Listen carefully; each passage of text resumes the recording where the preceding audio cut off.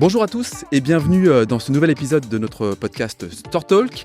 Alors Store Talk, c'est le podcast qui donne du sens à vos données, mais pas que, puisque nous retrouvons nos experts et nos partenaires qui décryptent pour nous les enjeux IT du moment.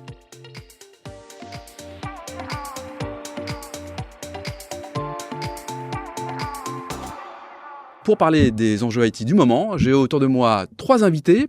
Patrick Dufour, bonjour Patrick. Bonjour Laurent. Patrick, tu es directeur stratégie et alliance chez StoreData. François Marty, bonjour François. Bonjour. Alors François, tu es avant-vente channel chez Rubrik. C'est ça. Et enfin, Philippe Charpentier. Bonjour. Bonjour Philippe, tu es directeur technique chez NetApp. C'est bien ça aussi. Alors peut-être pour mettre un peu de contexte, ça serait intéressant en 2 mots et en vulgarisant ce que vous faites chez StoreData. Patrick, qu'est-ce que tu fais toi ? Chez StoreData, on fait de la protection de la donnée depuis plus de 35 ans. Ok. Protection de la donnée.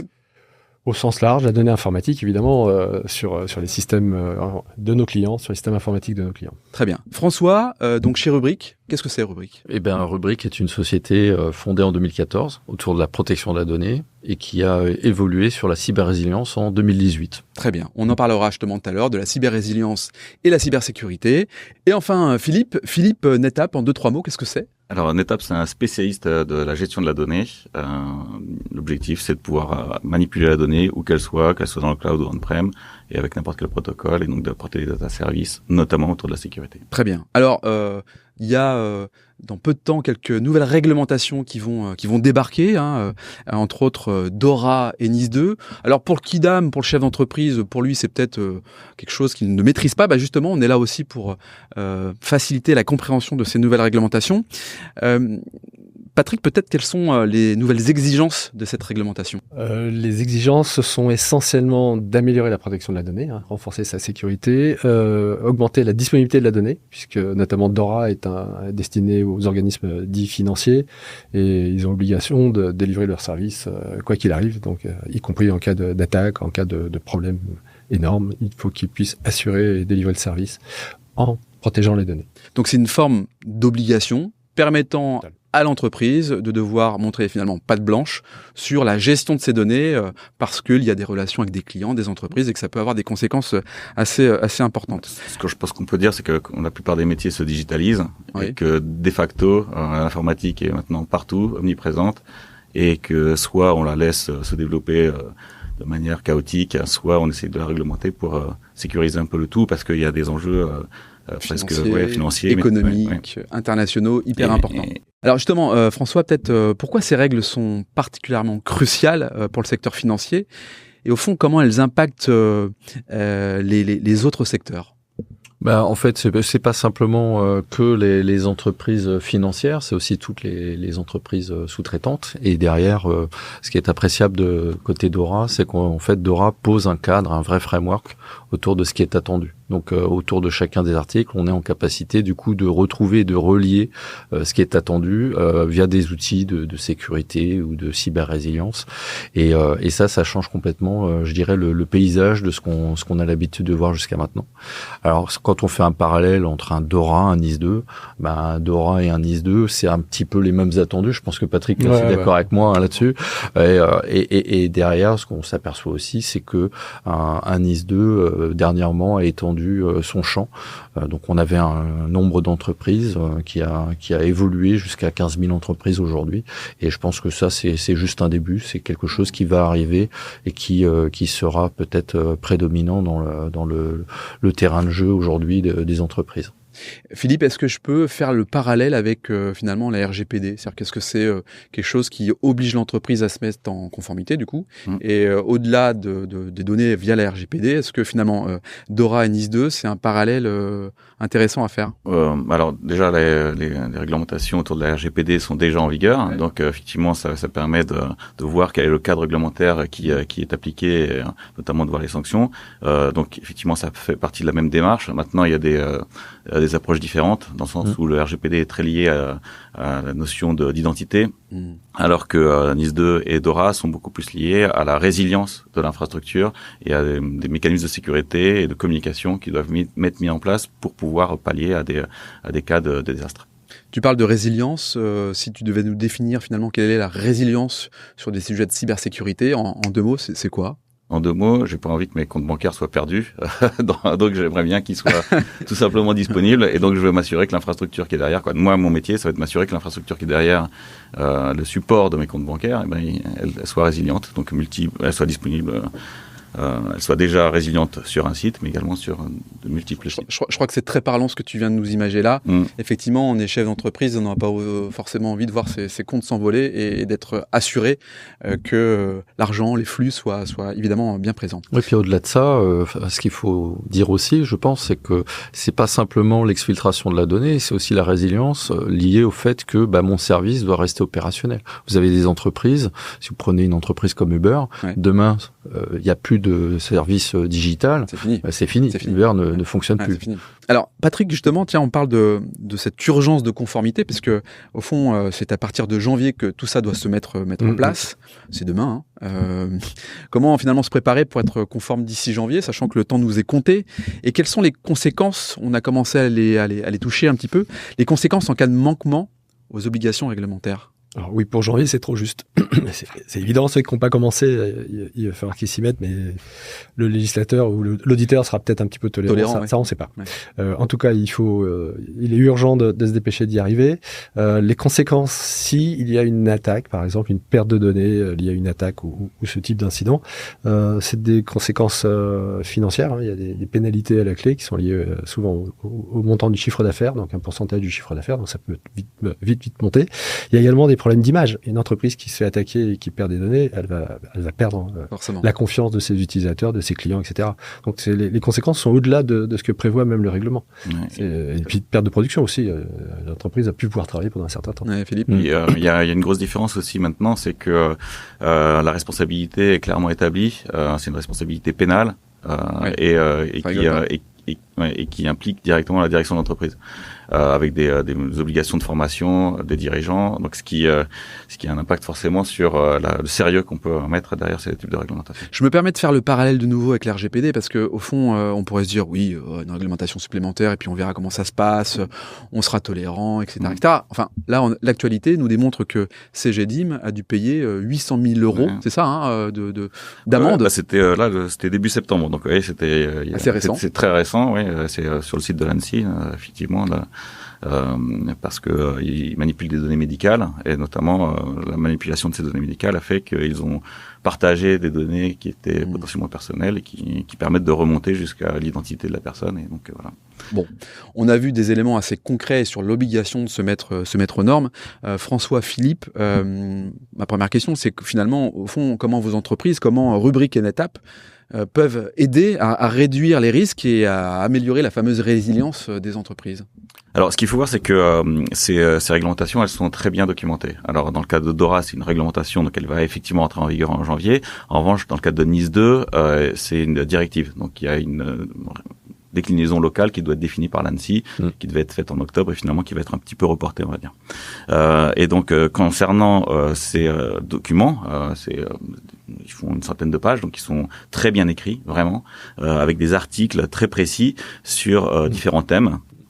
Ces différents thèmes vont couvrir aussi bien la protection, la détection, la restauration, et donc évidemment mettre en place des préconisations ou des meilleures pratiques sur chacun de ces thèmes. Et donc évidemment, en tant qu'éditeur, en tant que fournisseur de solutions, que ce soit Rubrik ou NetApp, on apporte à Stordata les outils pour mener à bien ces missions de conformité vis-à-vis des réglementations. Alors François, justement, tiens, les bonnes pratiques pour être résilient face aux risques, quels sont-ils ? La résilience, c'est déjà être prêt justement à une attaque de type cyber. Donc anticiper, c'est anticiper ça, le plus possible.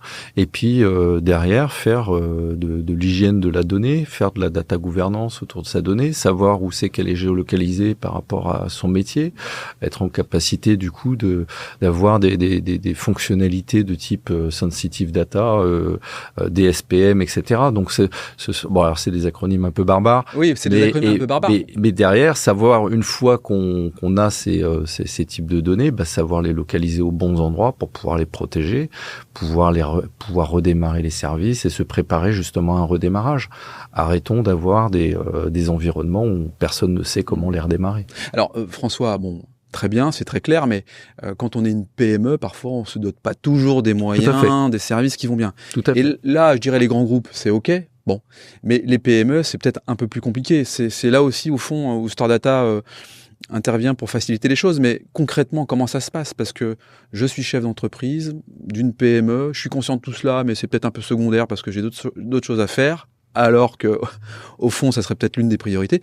Comment on fait pour s'y prendre? S'ils font appel à nous, et ça serait une bonne chose, on fait un état des lieux. Ouais. On observe aujourd'hui comment ils sont en termes de cybersécurité et de cyber-résilience. On regarde aussi la connaissance qu'ils ont de leurs données. Ce que disait François, c'est très important en fait. On protège pas toutes les données de la même façon. Il y a des choses qui sont moins importantes que d'autres, donc c'est une espèce de classification à faire, déterminer du coup les moyens à se donner pour les protéger. Donc on fait cet état des lieux, on présente un plan d'action à l'entreprise qui nous a sollicité. Et à partir de là, s'ils sont d'accord, on met en œuvre ce plan d'action en fonction de la criticité de ce qu'on a rencontré. Si c'est catastrophique, il y a tout à construire. S'il y a déjà des éléments, on les prend en compte et puis on rajoute ce qui peut manquer et puis on avance comme ça. Alors, on évoquait tout à l'heure, plus particulièrement avec toi, François, la classification des données qui est au fond un pilier central de la conformité. Et j'ai l'impression que à travers cet audit, la classification des données justement est un élément clé. Oui. Pourquoi en fait Parce que à chaque fois qu'on va pouvoir détecter de la donnée sensible, on va pouvoir lui associer un poids en termes de criticité et de criticité vis-à-vis de la situation de l'entreprise, vis-à-vis de sa géolocalisation. Et puis toute l'idée aussi, lorsque vous avez une attaque de type cyber, c'est que vous avez toujours à un moment donné un jeu de clés qui aura été compromis. Et si vous avez donné les accès à toutes vos informations confidentielles à un seul type d'utilisateur, c'est devenu finalement une backdoor.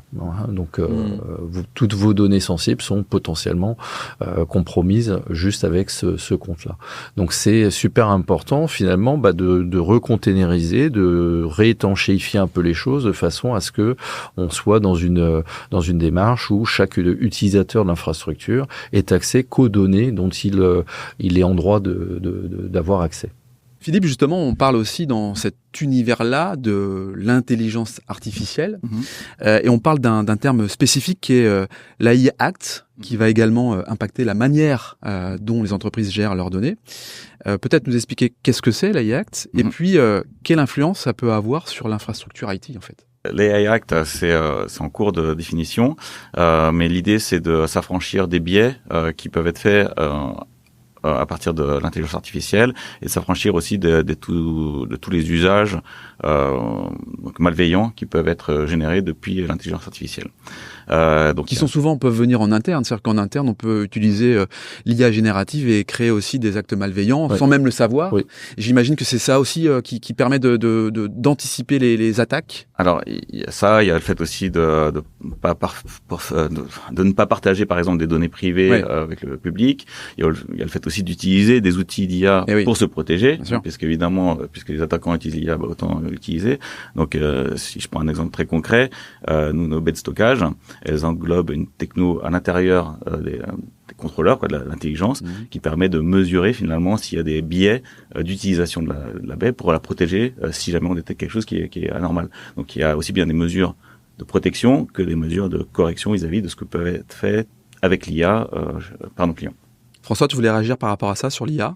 L'IA, non, c'est quelque chose que nous-mêmes on utilise énormément aussi pour justement anticiper des comportements utilisateurs. Donc l'IA aujourd'hui, on est tous en plein dedans, donc on essaye tous confrontés à ça. Ah ouais. Ouais.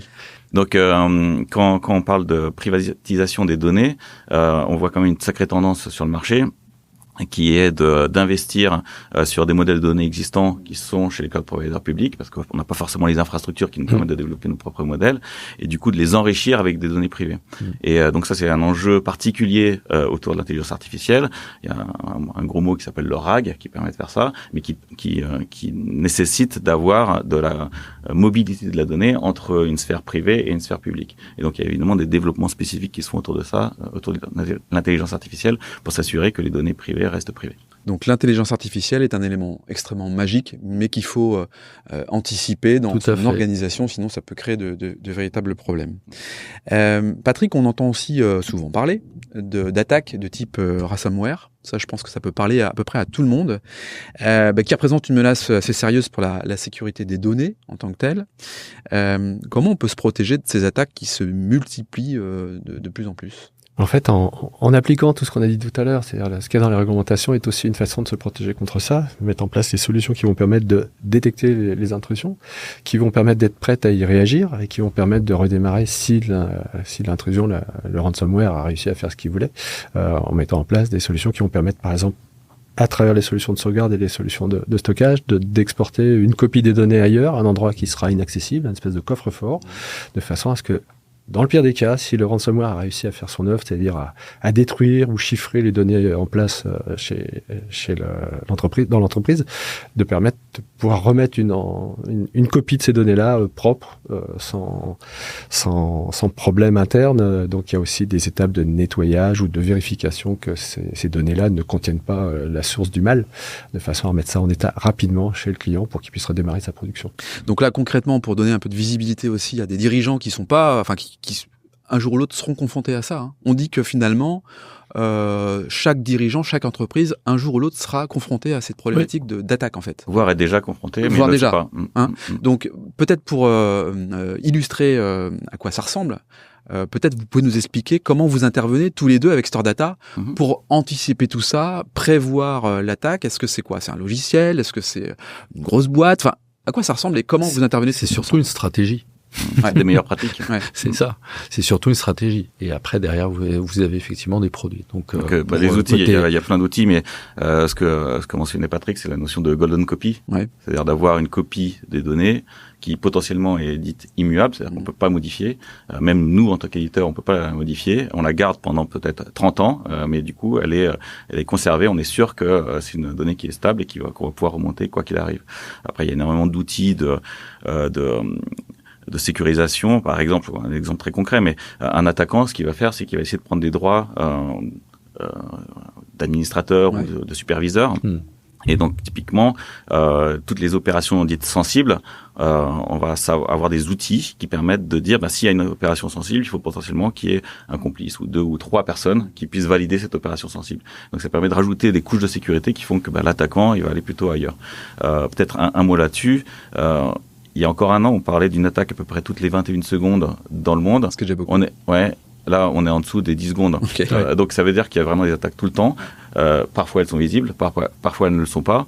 Et ce qu'on voit aujourd'hui, c'est beaucoup de vols de données, même si elles sont chiffrées, avec l'espoir dans le futur de pouvoir les déchiffrer. Et donc, il y a vraiment énormément d'axes qui font que tout le monde est en danger et que c'est normal que le régulateur intervienne pour essayer de cadrer les choses. Oui, parce que ça va de l'artisan jusqu'au centre hospitalier, et donc les attaques sont à moindre niveau, on est d'accord, mais en tout cas, ça concerne véritablement tous les types de secteurs d'activité, quoi. Les secteurs d'activité, oui, mais il y a quand même des seuils en termes de taille d'entreprise. Ouais. C'est-à-dire que ça ne va pas concerner toutes les entreprises. Il y a des seuils en termes de chiffre d'affaires notamment qui font que tout le monde n'est pas concerné quand même. L'artisan, il ne va pas avoir quand même demain à se poser des questions sur sa conformité. Très bien. Ah, mais ça, c'est important de le dire quand même. C'est effectivement en lien avec un seuil de chiffre d'affaires qui fait qu'on impose une réglementation particulière par rapport à ça. François, tu voulais intervenir ? Oui, pour compléter, effectivement, donc sur cette histoire de golden copy, c'est une bonne chose, l'immuabilité, c'est une bonne chose, mais effectivement, derrière, ce qu'on s'aperçoit aussi, c'est qu'il va falloir aussi s'outiller sur des moyens aussi de récupération rapide, des moyens d'expurge de code malicieux, des moyens de détection au-delà simplement des outils traditionnels que tout le monde a, chacun un antivirus ou un outil sur son PC, mais à un moment donné, il va falloir aussi que, et c'est ce que fait Rubrik aujourd'hui, de faire de la détection proactive de tout le kit malicieux, d'essayer le plus possible d'automatiser le redémarrage rapide des applications les plus critiques, de façon à ce que, au final, lorsque le dernier rempart est utilisé, et c'est le produit de backup and recovery, que ça se transforme finalement en une opération simplement de restauration d'applications, mais aidée par différents outils permettant justement de faire le lien entre justement le type de données, la géolocalisation finalement du malware et comment tout faire finalement pour redémarrer rapidement mon application la plus critique. Et éviter les impacts économiques, écologiques et tout ce qu'on peut imaginer. Ouais, et puis il y a un autre axe qui est important dans ce qu'a dit François, c'est que dans ces réglementations, il y a un grand axe autour de la communication. C'est-à-dire que quand une attaque a lieu, comment on fait pour tracer, communiquer, dire qui est responsable de quoi, de la communication interne et externe, quelles sont les actions d'urgence qui doivent être prises, et donc avoir des outillages qui permettent de remonter ce qui s'est passé, ça permet d'être encore plus transparent sur la communication. Patrick, on voit bien que Stordata a un rôle d'orchestration sur la mise en place de ces dispositifs. En quoi finalement Stordata vient simplifier la gestion des données et la conformité pour vos clients? Nous, on va travailler en 2 étapes. On va mettre en place les solutions techniques qui répondent aux besoins, mais par ailleurs, on va aussi regarder avec le client les solutions organisationnelles qu'il doit mettre en place s'il n'en a pas. Notamment des procédures de communication des incidents, puisque c'est une obligation des directives ou des règlements aujourd'hui qu'on voit de plus en plus. On va l'aider à mettre en place des procédures et de façon à ce qu'il puisse répondre à tous ces enjeux qui sont non seulement répondre à l'incident, mais aussi communiquer clairement là-dessus vis-à-vis des clients, du public, etc. Bon, une dernière question quand même. Combien ça coûte tout ça? C'est comme une assurance. C'est ça. C'est comme une assurance, on sait jamais vraiment si ça va servir un jour, mais le jour où on en a besoin, c'est essentiel. On se prend les doigts, quoi. Ouais, si donc, on n'est pas assuré. Ouais. Et surtout après il y a plein de choses dans ces réglementations, mais par exemple il y a un axe dont on parle pas beaucoup qui est les notions de exit strategy. C'est quoi ces exit strategy? C'est de dire aujourd'hui je fais confiance à un fournisseur d'infrastructures informatiques, et si demain pour un problème je sais pas géopolitique ou quoi, je dois en urgence m'en détacher, comment je fais pour bouger? Pareil, là, combien ça coûte? Ça coûte potentiellement, ça dépend de la taille, des millions, des centaines, je sais pas, et puis ça dépend de la monnaie.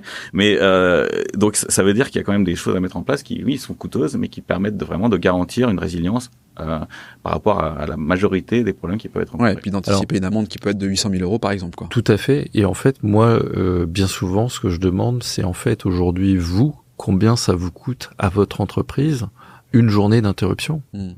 Reprenez le cas de figure de Beurre.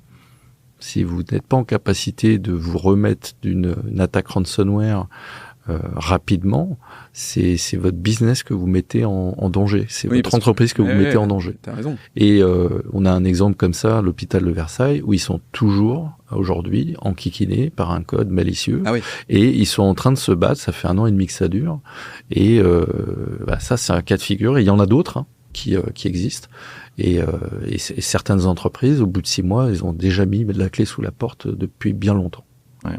Et c'est souvent, en fait, quand il y a eu une attaque, que les décisions se prennent. C'est a posteriori. C'est-à-dire qu'une fois qu'on a été impacté fortement, qu'on a vu l'impact que ça avait au niveau des finances, qu'on se met à mettre enfin les bonnes solutions. Donc c'est un peu trop tard. Un peu trop tard. Voilà. C'est le même principe qu'un cambriolage. C'est quand on est cambriolé qu'on se protège. Exactement. Ça n'arrive qu'aux autres. Ça n'arrive qu'aux autres, paraît-il. Puis ça évite la prison aussi, accessoirement. Oui, on disait tout à l'heure, ça évite aussi potentiellement la prison. Le coût est là, la perte d'image aussi. Enfin, il y a plein de coûts indirects qu'il faut prendre en compte dans ce sombre calcul, et il ne faut pas hésiter à investir. J'ai envie de résumer notre échange à travers un mot qui est finalement l'anticipation. J'ai l'impression que anticiper, c'est un mot assez facile à dire, mais effectivement, quand on est dirigeant, il faut prévoir l'avenir, se projeter, et donc anticiper un certain nombre de choses. Et c'est là-dessus que j'ai envie de vous laisser le mot de la fin, Patrick. Oui, diriger, c'est prévoir. Pareil, ouais, même chose. Et Philippe? Alors, moi je dirais qu'il y a quand même beaucoup de sociétés qui ont déjà anticipé. Les cabinets d'audit ont fait leur travail aussi pour mettre en œuvre les recommandations des différentes entreprises. Et sur l'année 2024, je dirais qu'il y a bien un bon tiers des projets qu'on a fait qui étaient liés de près ou de loin à des besoins réglementaires. Et donc la résilience de la donnée, de toute façon c'est quelque chose qui existe depuis très longtemps. Le fait que le régulateur cadre un petit peu le contexte, ça, je pense que c'est une bonne chose. Et donc je pense qu'effectivement, dans le cadre de nos métiers, on est plutôt bien positionné pour répondre. En tout cas, on a les bons outils. Donc j'espère que les clients qui pourront écouter ce podcast n'hésiteront pas à solliciter Stordata et Étape et Rubrique par la même occasion. Eh bien, merci à vous trois. Merci d'avoir participé au podcast Store Talk, un format proposé par Stordata. À bientôt.